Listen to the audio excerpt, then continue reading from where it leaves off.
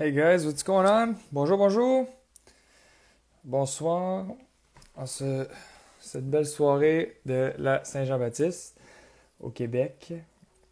Bonjour à tous et à toutes. Hannah, how you doing? Nasher, how you doing? Bonjour. Mr. Gaétan, how you doing?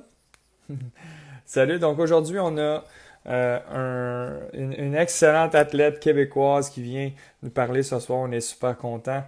Euh, En fait, j'ai très hâte de lui parler. Ça va être une très belle conversation. Hey Hannah, how you doing?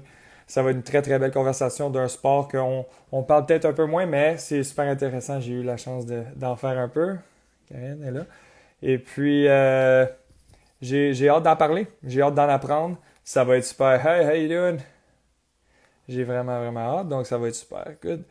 Donc, sur l'équipe canadienne d'aviron depuis 2015. Je vais la laisser entrer. Marie-Lou Duvernay-Tardif. On va l'attendre. Oh, hey, salut Marie-Lou, ça va Allô? bien? Tu m'entends? Oui. Good, good. Bon ben, bonne Saint-Jean. Merci de passer la soirée un peu avec nous. Ça va bien? Ah oui, ça fait plaisir, ça va très bien, toi. Oui, ça va super. Là, je dérangeais pas les plans, les gros soupers de famille, les barbecues là, pour la Saint-Jean, j'espère. Là.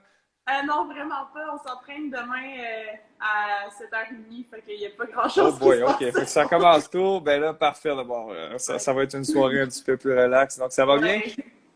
Pardon? Ça va bien? Oui, ça va très bien. Good, good. Mais toi, tu viens de Saint-Jean-Baptiste? Oui. Ah, bon, ben, ça tombe bien. Dans le fond, ça, c'était vraiment pas planifié, mais c'est la journée Saint-Jean-Baptiste au Québec. Ouais. Good, good. Donc, je t'ai introduit en étant une athlète d'aviron sur l'équipe canadienne depuis 2015. That's right? En fait, j'ai commencé l'aviron en 2015 et j'ai fait mes premières courses avec l'équipe canadienne en 2018. Oh, that's great. OK, c'est ça. Donc, c'est parfait. Ça, c'est super.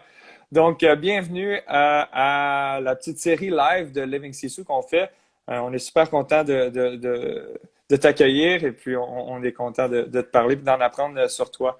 Euh, Est-ce que tu savais un peu c'est quoi ou la signification à l'arrière de Sisu, un peu, le Living Sisu, ou on n'en avait pas parlé, hein? Non, vraiment pas, en fait. Non, ben c'est Je suis ça. allée Donc, un peu la sisu, c'est un page. mot finlandais. J'en parle un peu à chaque petit live, là. C'est un mot finlandais qui veut dire courage, détermination, euh, euh, ténacité, inner will, là, tu sais, tout plein de caractéristiques, dans le fond, qui sont bénéfiques pour nous en tant qu'athlètes. On a besoin de tout ça tous les jours, puis on le vit, là. C'est plus un lifestyle. C'est ça qu'on veut, dans le fond, démontrer aux gens, c'est que c'est vraiment un mode de vie, c'est un mindset. Puis, on veut savoir comment toi, tu vis le lifestyle Sisu. Puis, on a vraiment hâte d'en apprendre un peu sur toi. Donc, parle-nous un peu de tes débuts dans le sport. À quel âge tu as commencé? Si c'était pas dans l'aviron, c'était quoi? T'as-tu joué au hockey? T'as-tu joué au soccer? Parle-nous un peu de tes débuts dans le sport quand tu étais plus jeune. Oui, mais dans le fond, moi, j'ai commencé la gymnastique à 3 ans, je pense. Puis j'ai fait ça jusqu'à 16 ans. Fait que j'ai vraiment fait ça pendant longtemps. Puis ça a été une grande passion pour moi. Puis j'ai fait un peu de ski de fond avec ma famille. Toute ma famille, on skie beaucoup. Fait que j'avais un peu de base aérobique avec ça. Nice. Donc c'est ça. Puis j'ai adoré la gymnastique, mais je fais 6 pieds. Fait que j'ai vraiment pas le body type d'une gymnaste. OK, OK, c'est vrai. Hein, eux autres, ils sont peut-être un petit peu plus bulky, un petit peu plus petites. OK, OK, je Ouais. comprends, je comprends. C'est ça. Fait que je fitais pas tant, mais j'adorais ça. Puis finalement, à 16 ans, j'avais beaucoup, beaucoup de blessures. Fait que j'ai fini par changer de sport. Puis Mhm. c'est en fait mon grand frère qui m'a incité à aller en aviron. Lui, il avait fait une saison avec McGill pour le fun. Puis il m'a dit: Ah oui, il cherche des grandes personnes, tu vas fitter dans le sport, ça va être vraiment bien. T'as le profil de... C'est ça, c'est cool. Ouais, c'est ça, c'était vraiment ça. Puis moi, j'avais aucune idée, j'avais jamais vu c'était quoi de l'aviron. Je savais même pas qu'on s'en allait par en arrière quand on ramait là. Comme, aucune idée que c'était quoi là. Je savais que c'était un bateau à peu près. Ouais. Puis mon frère il me dit: Ah oui, il va te présenter au bassin olympique, il cherche des jeunes pour ramer. Fait que je me présente là en pensant que je m'entraînais quand même 16 heures, 18 heures semaine en gymnastique. Je m'en vais là en pensant juste me tenir en forme, tu sais, comme un petit 2 jours par semaine d'activité physique, là, Ben oui. j'avais le fun. Puis Ouais. finalement, j'ai rencontré mon entraîneur, qui est l'entraîneur-chef du Québec, puis il était comme ah oui, on veut t'amener aux Olympiques, c'est entre 25 Wow. et 30 heures d'entraînement par semaine. Et j'étais comme ok, c'est Wow. bon. I Fait guess que que ça a commencé sec, ça a commencé vite, là. ouais, c'est ça. Ben moi, Puis, je vais te conter mon expérience oui, en aviron. Je n'ai eu une, puis ça a été tout, là. Tu sais, je fais du rowing dans le gym un peu, mais avec le camp du Canadien, il y a quelques années, on est allé faire un team building. Ils ont appelé ça team building, mais c'était un training, là. C'était un training. Dans le fond, c'était dans le parc Jean Drapeau. Il y a comme ouais, c'est au là, parc. il y a le training, right? Là? Ouais, ouais, exact. Ben, ils nous ont fait un petit circuit qu'il fallait faire pour un petit warm-up. Ils nous ont montré un peu comment ça fonctionnait. On a embarqué dans les bateaux, puis là, c'était un peu pour commencer à communiquer et tout ça. Puis, honnêtement, là, Marilou, moi, j'avais jamais fait ça. Puis, depuis ce temps-là, je vous respecte tellement parce que c'est un sport qui est extrêmement difficile. Tu as besoin d'être vraiment à sa même page avec tes teammates. Puis, parle-nous un peu de ça, là, de la synergie entre les teammates, la chemistry qu'on dirait en anglais. Ouais. Parle-moi un peu comment c'est super important dans le sport, surtout de l'aviron. Vas-y. Oui, ben c'est super important, mais ce qui est un peu drôle, c'est que nous, tout à partir de, mettons, août, septembre, on s'entraîne en bateau individuel, puis tout le printemps aussi. Fait que, puis là, en ce moment, avec la COVID, ben, on est en bateau C'est individuel. sûr que c'est individuel. Il n'y a pas de bateau d'équipage qui se donne en ce moment. Mais, C'est logique. pardon? Non, non, je disais bonjour à quelqu'un, là. Vas-y, vas-y. Mais c'est ça, fait que dans le fond, on s'entraîne beaucoup individuellement, mais on essaie de quand même faire ça un sport d'équipe, rester un à côté de l'autre, puis ramer ensemble. Puis c'est seulement au printemps, en mai, où est-ce qu'on fait les sélections pour l'équipe nationale, puis là, les meilleures filles sont sélectionnées et mises dans des bateaux d'équipage, puis là, on a 1 mois et demi pour apprendre à ramer ensemble, puis aller au championnat du monde. Fait que c'est des filles de partout au Canada qu'on voit, mettons, on a un camp hivernal, puis on a le camp de sélection, puis après ça, on a 1 mois pour apprendre à ramer ensemble. Puis ramer, tout le monde, c'est le même mouvement, mais tout le monde le fait un peu différemment. Puis il y a aussi toute la synergie d'équipe, puis c'est ça, la chemistry qu'il faut apprendre. Ouais. Puis, on se connaît pas beaucoup, on est toutes des filles du même âge, mais il faut apprendre à se connaître, apprendre à se faire confiance. Donc, c'est ça, c'est intéressant à voir, puis comment ça se développe en juste 1 mois et demi. C'est ça, c'est un super beau challenge. Oui, vraiment. Puis l'année passée, je me rappelle, on a eu des belles expériences. Notre coach avait organisé des cours de danse, de couple. Fait que là, on dansait les filles ensemble pour apprendre à vraiment comme, se faire confiance. Fait que c'est super intéressant, des façons en dehors de l'eau que tu peux trouver pour faire confiance et avoir vraiment un team building. Ça, c'est super intéressant. Ça, c'est des bons team building. Vous avez sûrement ri pas mal à faire ça. Je verrais pas une équipe de hockey à faire un team building en danse, mais c'est quand même une bonne idée. Cool.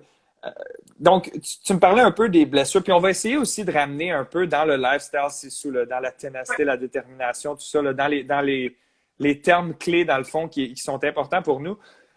Tu as parlé un peu de blessures avant que tu aies commencé l'aviron. J'imagine dans l'aviron, il y en a pas mal. Je sais que dans le team building des Canadiens qu'on a fait, il y a eu un gars qui a manqué des mois à cause de ça. Ouais, c'était quelque chose dans le dos, puis ça a pris bien du temps. Parle-nous un peu de comment mentalement tu as dealé avec tes blessures, puis qu'est-ce qui est important pour toi pour revenir à ta pleine forme en aviron ou n'importe quel autre sport? Oui, je pense que le sport, c'est un peu drôle parce que c'est synonyme de santé, mais on dirait que tout ce qui est fait à l'extrême, au bout du compte, c'est plus santé, qu'on se blesse, puis on blesse notre corps. Puis je pense que l'important, c'est d'en prendre soin, puis d'être vraiment assidu dans une routine de la flexibilité le soir, un bon warm-up le matin. Mais c'est sûr que des blessures, ça arrive dans tous les sports, puis je suis chanceuse de faire un sport qui n'a pas de gros impacts ou de gros dangers de blessures, comme de tomber ou des choses comme ça. Mais il y a quand même des blessures d'usure parce qu'une pratique, ça peut être entre 6 000 et 10 000 coups, mettons. Ben c'est ça, c'est répétitif quand même. Donc, Exactement. C'est toujours du même bord, right? Ben, en fait, il y a 2 sortes d'avirons. Il y a l'aviron de coupe qu'on appelle, fait qu'on a 2 rames, une rame dans chaque main, OK. puis l'aviron de pointe qui est juste une rame. C'est sûr que l'aviron de coupe, c'est plus symétrique, fait qu'il y a moins de danger de blessure. Mais l'aviron de pointe, tu es tout le temps en train de tourner comme ça du même bord. Fait que des blessures au dos, des blessures aux genoux. Ça doit arriver. Ça arrive très souvent. Moi, j'ai été chanceuse à date. J'ai pas eu de grosses blessures. Mais c'est sûr, des petites blessures qui arrivent tout le temps. Puis là, tu dois prendre du temps de repos, puis savoir gager pour continuer à t'entraîner, garder la forme, puis être au meilleur que tu peux être, mais tout en faisant attention à ton corps. Donc, c'est vraiment une balance à avoir. C'est ça, c'est super important. Puis, ça doit être un challenge aussi. Quand vous êtes en saison, j'imagine qu'il y a des championnats du monde, il y a des tournois. Vous devez faire beaucoup de voyagements pour ça, pour l'aviron ou Oui, mais dans le fond, notre saison, on n'a pas beaucoup de courses, les mais courses? c'est des courses importantes. Fait qu'on a la régate de qualification pour les championnats du monde qui est au printemps. Puis ensuite, on a les Coupes du monde qui vont être juste au niveau senior. Il y en a 3, mais souvent, on va seulement à 2. Puis ensuite, les championnats du monde. Puis ensuite, on a quelques semaines de pause. Puis on a les championnats canadiens pour finir la saison. Donc, c'est pas beaucoup de courses. Mais on fait souvent des camps d'entraînement en Europe.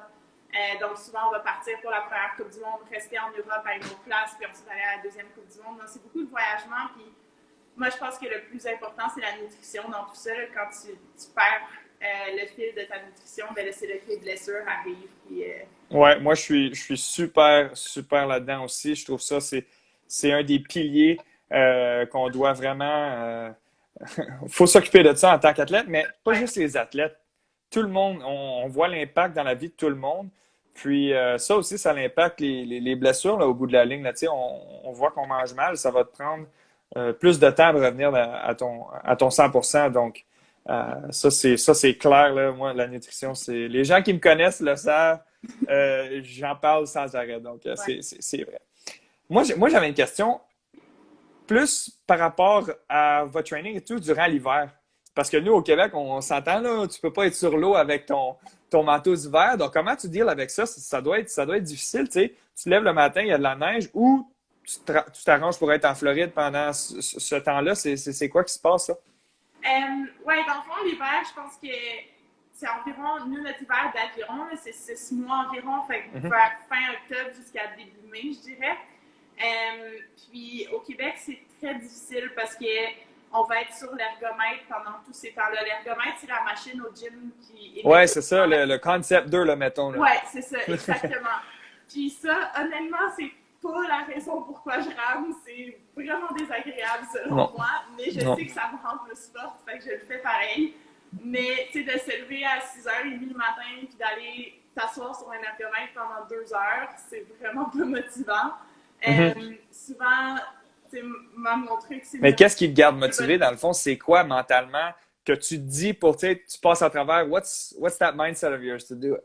Ouais, ben c'est ça. Souvent, qu'est-ce qui revient tout le temps dans ma tête, c'est les compétitions qui arrivent à l'automne. Puis des fois, c'est difficile parce que je sais que les filles dans l'Ouest, eux, ils peuvent ramer. Tu sais, à Victoria, à Vancouver, ils peuvent ramer pendant tout l'hiver. Puis, tu sais, je suis comme, ah, eux, ils sont sur l'eau. Mais, qu'est-ce que je me dis, c'est que sur l'ergomètre, on devient beaucoup plus fit que sur l'eau parce que c'est un peu plus lourd, puis c'est plus de répétition. Fait au bout du compte, je deviens vraiment plus fit qu'elle, puis après ça, je sais que je vais pouvoir transférer ça sur l'eau, puis aller courser, puis être dans les plus fit dans le field au Canada. Fait que c'est vraiment ça que je me dis. Puis l'autre chose, je pense que ce qui est important, c'est juste de garder ça le fun. Fait que tu sais, le faire avec des teammates, trouver un jeu, tu sais, un jeu De mental. Moi, compétition? ouais, c'est ça. Puis moi, je fais plein de calculs mentaux. Là. Fait que, mettons, j'ai 90 minutes, puis là, je fais 10 minutes, là, je suis comme, OK, j'ai fait un neuvième, puis là, je fais comme plein de mathématiques. Puis Ok, ça ok, passe ok, je le temps, comprends. puis à la fin, je suis comme, ah, je l'ai fini. OK, c'est bon.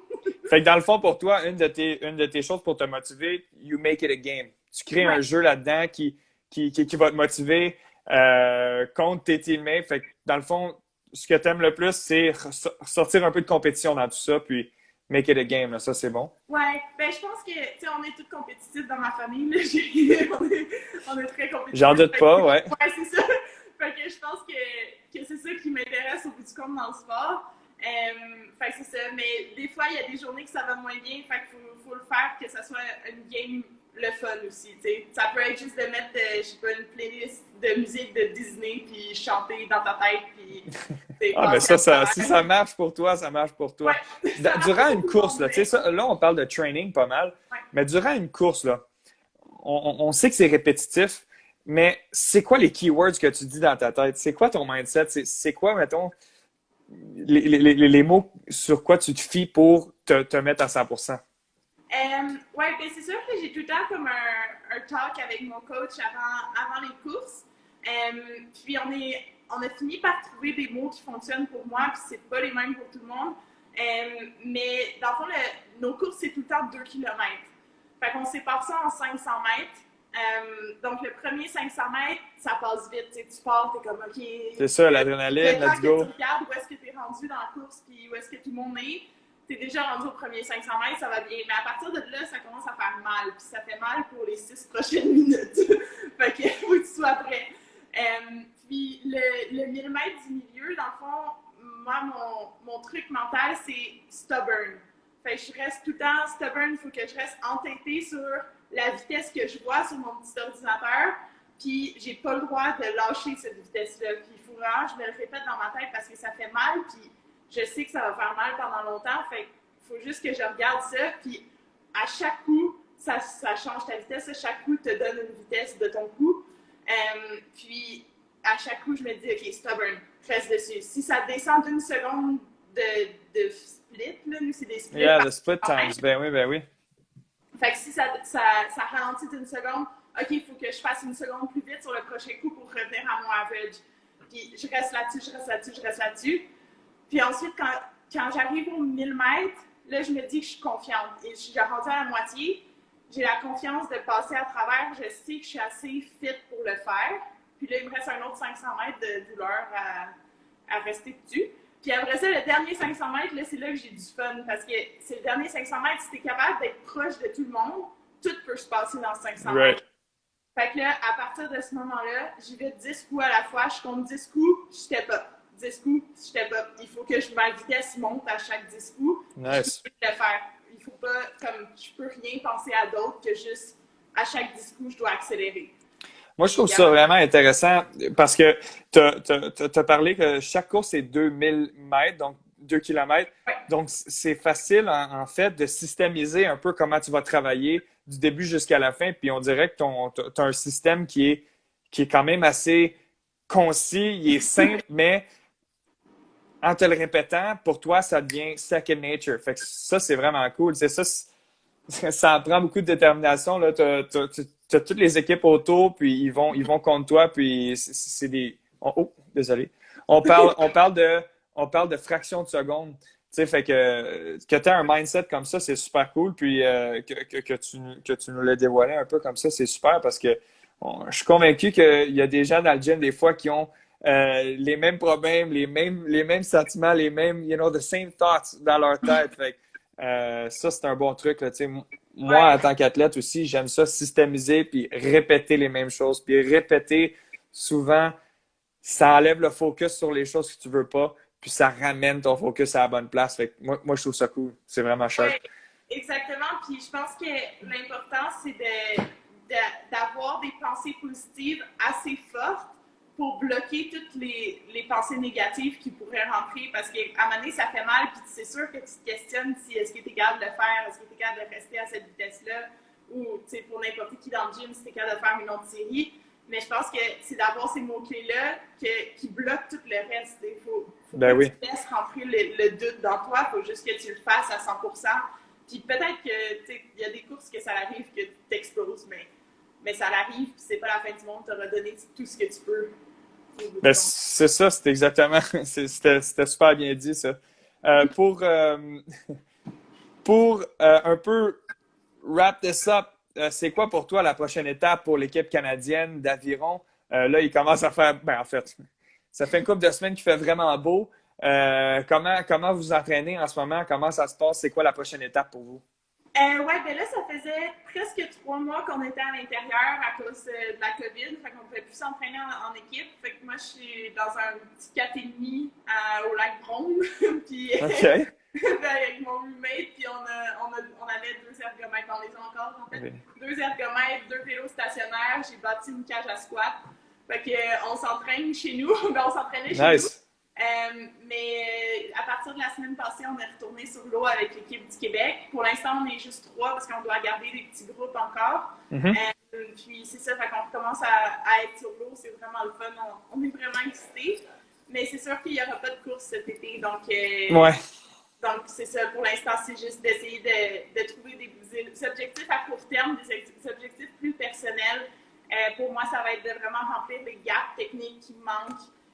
Puis continuer à augmenter ma fitness pour que l'année prochaine, je puisse être dans les meilleurs au Canada. Ça, c'est cool. Comment ça fonctionne avec l'équipe canadienne, dans le fond? Est-ce que vous êtes toutes la même âge? Ou... Parce que je sais que tu as fait des courses under 23, Oui. right? En U23. Donc, l'équipe canadienne, mettons, olympique, vous êtes tout plein d'âges différents partout au Canada. Donc, comment ça fonctionne pour te qualifier? Oui, ben dans le fond, c'est ça. L'année passée, le processus pour les Olympiques, c'était qu'après les championnats canadiens en septembre, ils ont sélectionné une équipe de filles basée sur les performances des 2 dernières années et les performances aux championnats canadiens qui venaient de se passer. Puis j'ai été sélectionnée sur cette équipe-là. Donc, on était autour de 20 filles, je dirais, environ. Puis là, c'est sûr que ça va de tous les âges. Moi, j'étais comme la petite nouvelle de 21 ans qui avait pas tant rapport. La plupart des filles avaient comme 27 à 32 ans, mettons. OK.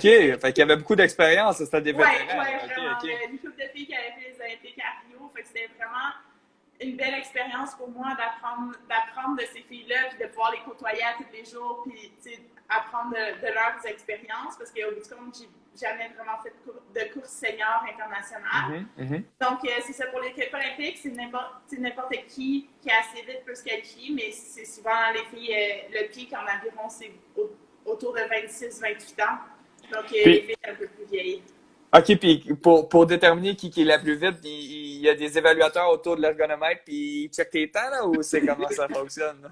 On a, dans le fond, 2 fois par année, on doit envoyer une série de tests qui doit être fait en une semaine. Dans le fond, un 6 km, un 2 km, un peak power, fait que 10 coups le plus fort possible, puis un 1 minute max. Donc, on a ces 4 tests-là à faire en une semaine, puis le but, c'est de tester toutes les différentes capacité aérobique, capacité anaérobique, puissance. Ouais, j'imagine qu'il y a une série de tests là, après ça, là, plus. Ouais, c'est ça. Puis on l'envoie tout en même temps, puis ça donne il envoie après ça un ranking de toutes les filles au Canada. Fait que ça fait partie de la sélection. Puis ensuite, la sélection, il y a une grande partie qui est sur l'eau aussi, parce que sur l'ergomètre, ça se traduit pas nécessairement en vitesse sur l'eau. Il y a une petite rotation un peu, right, sur l'eau, tandis que sur l'ergomètre, il faut que tu tournes un peu, il y a un petit rotation sur l'eau, hein, c'est ça, ok, mais sur l'ergomètre, tu peux pas. Exactement, puis il y a tellement de techniques sur l'eau, l'équilibre, puis tout ça, donc c'est quand même différent, mais l'ergomètre est quand même un très bon indicateur de ta fitness. Okay. Ouais, c'est sûr. Donc, faut pas le laisser de côté, mais c'est ça, donc il y a aussi toutes les courses sur l'eau qu'on a fait. Puis à partir de ça, ben, ils ont quand même une bonne idée de qui est dans les meilleures filles, puis ils sélectionnent. Ils font leur sélection. Cool. Qu'est-ce que tu as appris des vétérans, dans le fond, des filles qui ont fait partie de l'équipe nationale à Rio, mettons, qui sont déjà allées aux Olympiques? C'est quoi la première impression de comment ça se passait dans leur tête? Qu'est-ce que tu as appris d'eux? Je pense que le plus important, c'est qu'au bout du compte, le sport, c'est une question de confiance. C'est vraiment ça que j'ai appris cette année. T'sais, les filles, ils sortent sur l'eau, puis il n'y a rien qui va les arrêter. Puis au début, moi, je me laissais un peu piler sur les pieds. Des time trials de 4 km qu'on n'a pas de ligne de bouée. Fait que tout le monde, il faut prendre notre ligne, puis tout le monde se rentre un peu dedans. Puis moi, je me tassais tout le temps un petit peu pour les laisser passer. Puis à un moment donné, j'étais comme, ben non, j'ai ma place ici. T'sais, eux, ils le font, puis ils savent qu'ils ont leur place, puis ils foncent tout le temps à 100% dans tous les entraînements. Sont à 100%. C'est important parce que l'année pré-olympique, on se fait évaluer. C'est pas juste une sélection pour les Olympiques, c'est tous les entraînements à tous les jours, on se fait regarder. Fait que C'est ça que j'ai appris tranquillement. Tu sais, ça m'a pris quelques mois d'adaptation, mais au bout du compte, à la fin, j'ai vraiment appris à foncer à tous les entraînements puis à donner mon 100%, peu importe où est-ce que même si je me sens pas à 100% physiquement, ben, OK, ben, j'ai donné plus mentalement puis je vais aller chercher un peu plus, puis Ouais. c'est ça. Fait que je vais être là. Ah, that's cool. Puis ça, c'est vrai, c'est pour aller aux Olympiques, là, c'est 2 semaines dans une année, puis en fait, c'est à chaque 4 ans pour 2 semaines. Ouais. Tu t'arranges pour piquer, mais c'est très possible que tu sois pas à ton 100% meilleur, là. Tu sais, ça se peut que peut-être cette journée-là, tu te réveilles puis tu as mal dormi, là, tu sais, ça se peut. Ouais. Donc, Ouais. il faut quand même que tu trouves en dedans de toi ce power-là, you know, that stubbornness que tu parlais, que au Exactement. bout de la ligne, tu vas performer. Fait que ça, c'est cool. Je suis vraiment content d'en avoir appris de toi, d'une athlète, en fait, québécoise d'aviron. Ça, c'est vraiment cool. Puis, on a parlé un peu de mon expérience. Je pense pas que je vais retourner sur l'eau bientôt, là. Donc, merci beaucoup d'être venu. Encore une fois, The Living Sisu Community, toi, tu vis le Sisu à tous les jours parce que au bout de la ligne, ton but, c'est sûrement de gagner la médaille d'or aux Olympiques. Puis ça va en prendre la détermination, puis du courage, puis de la ténacité, puis du inner strength, puis de la inner will. Fait que, dans le fond, tous les concepts de Sisu dont nous, on veut représenter, toi, tu le vis à tous les jours. Fait que merci beaucoup pour ça. Puis maintenant, j'espère de te voir membre de notre communauté parce que tu es une super modèle pour nous. Puis, je te souhaite la meilleure des chances. Merci beaucoup d'avoir passé un petit 20 minutes, 30 minutes. Oh, on a passé un peu plus de temps, mais merci beaucoup d'être venu ce soir. Puis, on va se reparler bientôt. Bonne soirée. Merci beaucoup. Bonne soirée. Salut, guys. Bonne soirée.